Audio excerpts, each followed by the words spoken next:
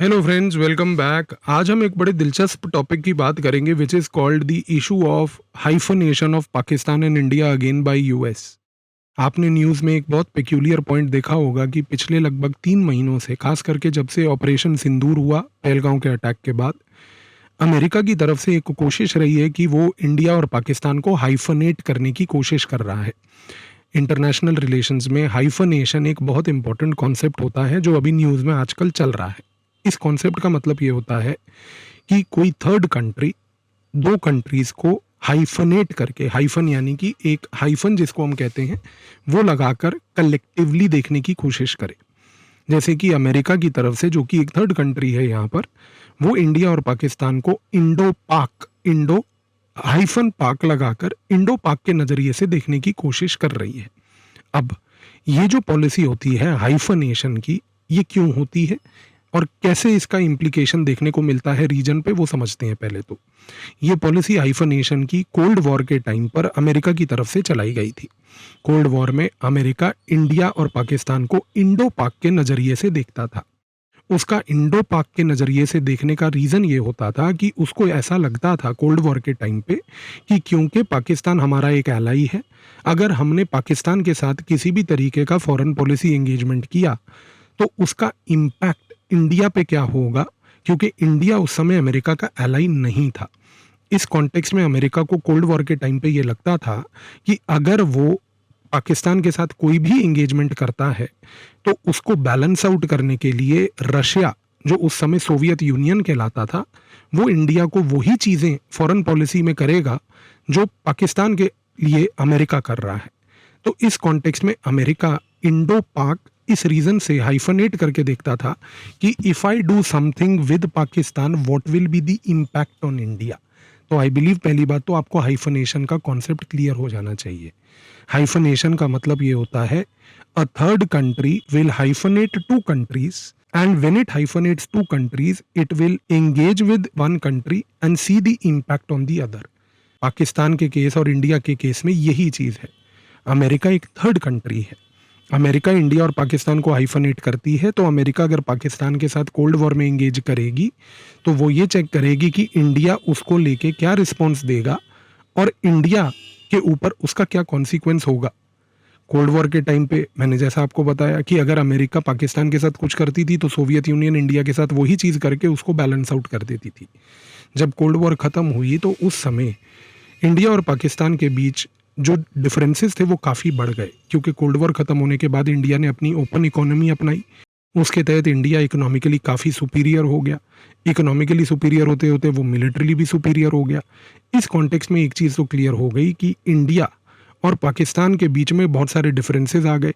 और ये कहना गलत नहीं होगा कि उस समय अमेरिका ने कोल्ड वॉर ख़त्म होने के बाद इंडिया और पाकिस्तान को डी हाइफनेट कर दिया। यानी कि डी हाइफनेट मीन्स कि टू ट्रीट देम सेपरेटली। अब एक चीज़ तो क्लियर हो गई कि अमेरिका ने इंडिया और पाकिस्तान को जब डी हाइफनेट कोल्ड वॉर ख़त्म होने के बाद किया तो बहुत लंबे समय तक अमेरिका की फॉरेन पॉलिसी इंडिया और पाकिस्तान को डी हाइफनेटेड देखती थी। डी हाइफनेटेड देखने का मतलब ये है कि अब अमेरिका को कोई ऐसा लेना देना नहीं था कि अगर वो पाकिस्तान के साथ कुछ कर रही है तो उसका इम्पैक्ट इंडिया पे क्या होगा, या अमेरिका अगर इंडिया के साथ कुछ कर रही है तो पाकिस्तान कैसे रिस्पॉन्ड करेगा। तो उसने डी हाइफनेशन में इंडिया और पाकिस्तान को सेपरेट कर दिया। So dehyphenation means separating the two countries and looking at them as individual actors. तो पाकिस्तान ने ये करा। अमेरिका के केस में इंडिया और पाकिस्तान को डी हाइफनेट कर दिया अमेरिका ने।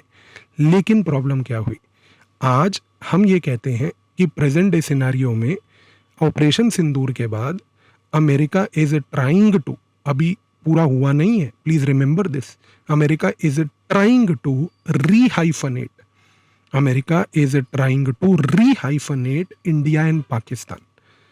अब ये कैसे हो रहा है, अमेरिका ने अभी अपना नया एम्बेसडर सर्जी गोर को इंडिया भेजा है। वो इंडिया में जब आया है तो he is not only ambassador of America to India, he is also US's envoy to South and Central Asia. ये जो पॉइंट है सेकंड वाला कि वो अमेरिका का एम्बेसडर जो इंडिया में आया है, he is also the special envoy यानी कि special diplomat for South Asia and Central Asia means कि अमेरिका अब इंडिया को साउथ एशिया में एज एन इंडिपेंडेंट एक्टर नहीं देख रही है, बल्कि वो इंडिया को एक साउथ एशिया का एक्टर देख रही है। इस रीज़न से इंडियन फॉरेन पॉलिसी के जो एक्सपर्ट्स एंड स्कॉलर्स हैं उनमें एक ये डिबेट स्टार्ट हुआ है कि there could be an attempt by America to basically rehyphenate India Pakistan. अब ये री अटेम्प्ट ऐसा अमेरिका क्यों कर रही है? बिकॉज एक इंडिया ने नंबर 1 डोनाल्ड ट्रंप को नोबेल प्राइज़ के लिए हमने उसका सपोर्ट नहीं किया कि भाई he is a true Clement, तो अमेरिका और डोनाल्ड ट्रंप उससे इरिटेटेड हैं। दूसरा, अमेरिका ने क्योंकि इंडिया के ऊपर टैरिफ्स लगा दिए और इंडिया जो है उन टैरिफ्स को एक्सेप्ट करके बैठा है rather than engaging with America and begging them कि आप टैरिफ्स हटा दो। तो अमेरिका को जो चाहिए था कि आप हमारे पास आके बेग करो, हमारे सामने आके गिड़गिड़ाओ, हम नहीं कर रहे। We are acting as a mature responsible international actor. और तीसरा सबसे इम्पोर्टेंटली कि अमेरिका इस बात से इरिटेटेड था कि इंडिया रशिया से ऑयल क्यों ले रहा है और वो रशियन ऑयल को क्यों नहीं रोक रहा, क्योंकि अमेरिका का पर्सपेक्टिव है कि आप रशिया से जब ऑयल लेते हो तो वो रशिया उस ऑयल से पैसा लेके यूक्रेन में लड़ाई करता है। इंडिया भी यही कंप्लेंट हमेशा से पाकिस्तान को लेके करता था कि अमेरिका, आप जितना एड पाकिस्तान को देते हो, पाकिस्तान भी वही पैसे का प्रयोग कोई प्रकार की डेवलपमेंट करने के लिए नहीं बल्कि कश्मीर में और इंडिया में टेररिज्म करने के लिए लेता था। पर आपने उस समय हमारी बात तो नहीं सुनी, तो why should we listen to you today? तो ये सारे फैक्टर्स आज की डेट में एक्यूमुलेट हुए हैं जिससे कि अमेरिका की तरफ से एक रीहाइफनेशन की कोशिश की जा रही है। पर क्वेश्चन यहाँ पर अंत में ये उठता है कि can America actually afford this? क्योंकि आप चीज़ को समझने की कोशिश कीजिए कि इंडिया का आज जो जियोपॉलिटिकल प्रोफाइल है, जो जियो इकोनॉमिक प्रोफाइल है, जो इंडिया का एक सोशल पॉलिटिकल प्रोफाइल है, इंडिया जिस तरीके से आज इंटरनेशनल कम्युनिटी में एक बहुत बड़ा प्लेयर है, इशू यहाँ पर यह है कि क्या अमेरिका आज अफोर्ड कर सकता है इंडिया को इस तरीके से इग्नोर करना? क्या अमेरिका अफोर्ड कर सकता है कि इंडिया को एज एन इंडिपेंडेंट एक्टर ना देखते हुए साउथ एशिया का एक बड़ा एक्टर देखने के नज़रिए से? क्योंकि प्लीज़ समझने की कोशिश कीजिए कि आज इंडो पैसिफिक का जो एरिया है, इस इंडो पैसिफिक के एरिया में सबसे क्रेडिबल प्लेयर अगर कोई है जिसके साथ अगर आपको एंगेज करके इंडिया को आप काउंटर नहीं कर सकते, अगर सबसे क्रेडिबल प्लेयर कोई है जो पूरे के पूरे रीजन में एक इम्पॉर्टेंट डिप्लोमेटिक रोल प्ले कर सकता है, वो इंडिया है। तो इस चीज़ के थ्रू एक चीज़ तो क्लियर है कि डोनाल्ड ट्रंप का ये जो रीहाइफनेशन का अटेम्प्ट है, ये एक प्रेशर टैक्टिक है। ये प्रेशर टैक्टिक इसलिए लगाया जा रहा है कि इंडिया बेंड करे और चेंज करे अपने फॉरेन पॉलिसी के कुछ क्रूशियल पोजीशंस को। पर ये रीहाइफनेशन अमेरिका को भी पता है लॉन्ग रन में वो अफोर्ड नहीं कर सकता, क्योंकि अगर करने की कोशिश भी करी तो ये चीज़ काम नहीं आएगी। इस रीज़न से इंडिया के फॉरेन मिनिस्टर ने एक बहुत इंपॉर्टेंट ऑब्जर्वेशन दिया और वो ऑब्जर्वेशन ये था कि अगर आज आपको हाइफनेशन को रोकना है तो आप कुछ मत कीजिए, सिर्फ अपनी पावर और कैपेसिटी इतनी इन्हेंस कर लीजिए कि यदि आपकी पावर और कैपेसिटी अगर बढ़ जाती है इन कंट्रास्ट टू वो कंट्री जिसके साथ आपको हाइफनेट किया जा रहा है, तो उस कॉन्टेक्स्ट में एक चीज़ क्लियर है कि hyphenation will have no value.